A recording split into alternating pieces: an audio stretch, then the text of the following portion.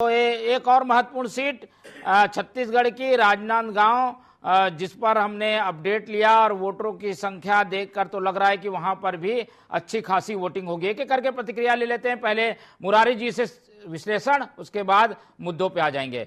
मुरारी जी, इन दोनों सीटों को लेकर क्या आकलन है? क्या ये दोनों दिग्गज अपनी अपनी प्रतिष्ठा बचा पाएंगे? राजनांदगांव गए हैं दुर्ग से भूपेश बघेल, दुर्ग से ही गए हैं महासमुंद ताम्रध्वज साहू।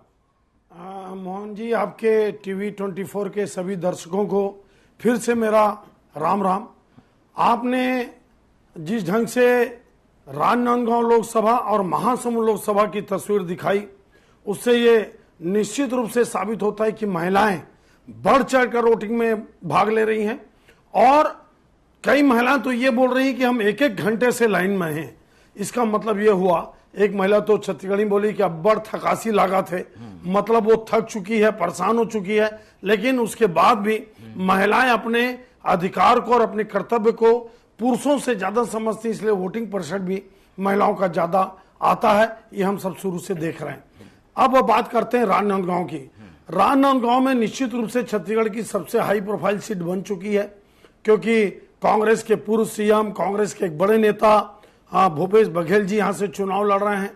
वो दुर्ग छोड़कर गए, जबकि 2009 में मात्र 57,000 वोट से जो हारे थे और बहुत कम समय उनको मिला था रायपुर की लोकसभा चुनाव में। जब वो 2009 में लड़े, उनको पता नहीं क्या कारण था कि वो दुर्ग से क्यों नहीं लड़े, पता नहीं क्या कारण है कि वो रायपुर से क्यों नहीं लड़े।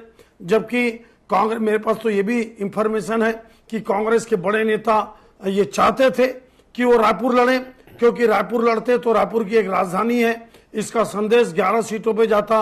और जिस प्रकार से कांग्रेस दावा करती है कि भूपेश की सरकार में 5 साल बहुत अच्छे काम हुए, डेवलपमेंट काम हुए, उसका मैसेज जाता। लेकिन मेरे पास एक खबर है कि उन्होंने बोला, जब कई नेताओं ने आवाज उठाया कि आप रायपुर लड़िए, तो बड़ा व्यंग करते हुए ऐसा सुनने में आता है कि उन्होंने बोला कि मोला तुम बनारस से लड़ा दो ना, रायपुर का लड़ाओ, ऐसा करके उनके कमेंट्स आए। अब राजनांदगांव में क्या स्थिति है, देखिए मोहन जी, मैं आपको ग्राउंड की कुछ रिपोर्ट बताता हूं। वहां पे सिर्फ और सिर्फ जातिवाद की राजनीति हो रही है, जो लोकतंत्र के लिए दुर्भाग्यजनक है। वहां पर मुद्दे नहीं है। वहां पर भूपेश बघेल जी ये नहीं बता रहे हैं कि 5 साल मुख्यमंत्री रहते हुए महासमुंद लोकसभा के लिए उन्होंने क्या किया, कितने विकास के काम किए, कितनी बड़ी परियोजना लाई, कितना बांध लाए, क्या वो जो बॉम्बे नागपुर मिल था जो बंद पड़ा हुआ है, जो वहां के महंत राजा लोगों ने स्थापित किया था, उस मिल को उन्होंने जूट मिल के रूप में चालू करने का एक आश्वासन दिया था सीएम बनते साथ, वो काम के बारे में वो नहीं बता पा रहे हैं। उनको वहां भेजने की वजह क्या हो सकती है? वहां पे क्या उनका कोई घर है, कोई रिश्तेदारी है, पहले काम किया है? क्या वजह है कि उन्हें राजनांदगांव भेजा गया? देखिए, मेरे को जो कारण समझ में आता है, भेजा नहीं गया, वो खुद ही चॉइस से गए हैं। और सबसे पहले याद होगा, ये आप लोगों के माध्यम से, मीडिया के माध्यम से पता चला था, विशेष रूप से आपके माध्यम से, कि मोहम्मद अकबर जी प्रस्ताव रखे थे कि भूपेश बघेल जी को राजनांदगांव लड़ना चाहिए। तो चूंकि वो दुर्ग से एमएलए हैं, तो पहला अधिकार तो उनको दुर्ग से लड़ना था। तो चूंकि उनके भतीजे विजय बघेल जी लड़ रहे हैं चुनाव, क्या वो इसलिए नहीं लड़ना चाहते थे? क्या वो राजनीति में अपने भतीजे को वॉक ओवर देना चाहते हैं, या भतीजे से लड़ना नहीं चाहते, या उनको दुर्ग सीट कंफर्ट जोन में नहीं लगती? क्योंकि 2019 के चुनाव में छत्तीसगढ़ में 3,90,000 सबसे ज्यादा मार्जिन से जीतने वाली बीजेपी सीट थी। और इवन पाटन से एमएलए मुख्यमंत्री होने के बाद भी लगभग 27,000 वोटों से भूपेश बघेल जी इस सीट को बचा नहीं पाए थे, और पाटन से एज ए सीएम वो हारे थे। तो क्या वो एक कारण था? क्या वो बृजमोहन अग्रवाल जी से अपनी पुरानी दोस्ती को निभा रहे हैं? मीडिया में चर्चा थी, आपको याद होगा कि बंगला खाली नहीं कराए, भूपेश बघेल से उनके अच्छे संबंध हैं, फलाना बातें जो हवा में मीडिया के माध्यम से पता चलती थी। उनको पता था क्या बृजमोहन अग्रवाल जी चुनाव लड़ रहे हैं रायपुर से?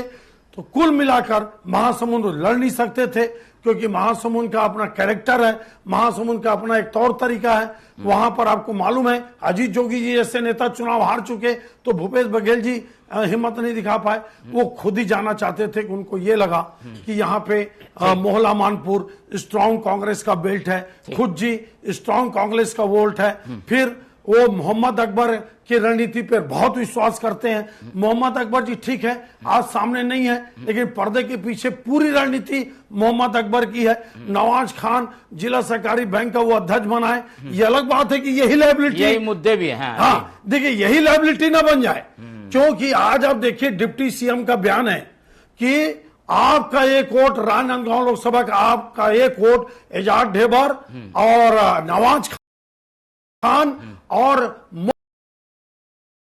जातिवाद का राजनीति कर रही है। वो ये बोलती है कि मैं कुर्मी हूं, ओबीसी समाज से आता हूं, सामने तरफ बीजेपी से ब्राह्मण खड़ा है, ब्राह्मण को हराओ।